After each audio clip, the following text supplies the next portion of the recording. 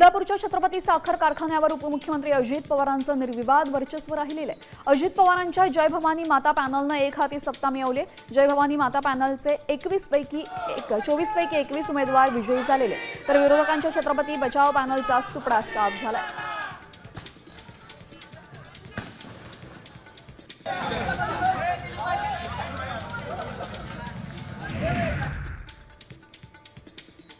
पुण्यामध्ये मुसळधार पावसामध्ये होर्डिंग कोसळलेल्या 7 ते 8 दुचाकी होर्डिंग खाली अडकलेल्या आहेत। पुणे अहिल्यानगर रस्त्यावर वाघोली जवळ सणसवाडीमध्ये ही घटना घडली। सुदैवानं यात कुणीही जखमी झालेलं नाहीये।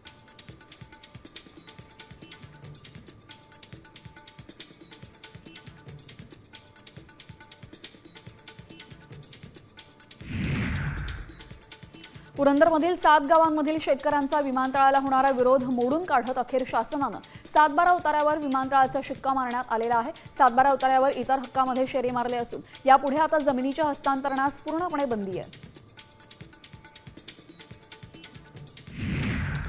पुणे सातारा महामार्गाच्या मुख्य रस्त्याला भेगा पडलेल्या आहेत। या ठिकाणी ओव्हरब्रिजचं काम सुरू असल्यानं रस्ता खोदलेला आहे। एका लेनला भेगा पडल्यानं एका लेनवरनं वाहतूक सुरू ठेवल्यानं वाहतूक कोंडी निर्माण झाली होती। 3 ते 4 दिवसांच्या पावसानं रस्त्याखालची माती खचून गेल्यानं भेगा पडलेल्या आहेत। त्यानंतर तातडीनं सिमेंटच्या सहाय्यानं भेगा भरून घेण्यात आलेल्या आहेत।